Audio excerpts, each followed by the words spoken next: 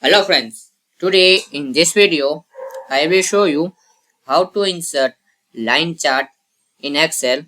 So very easily you can insert this line chart in Excel. So firstly you need to select your this text and click on insert, and here you see this option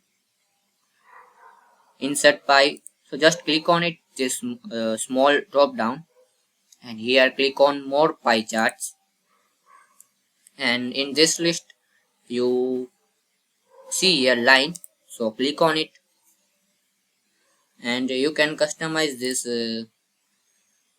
lines, this stock lines, 100% stock lines, and more. So select it and click on OK. So you see here this chart will very easily,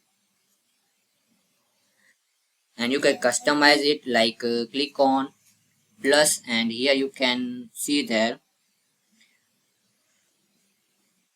option up and down bar and etc.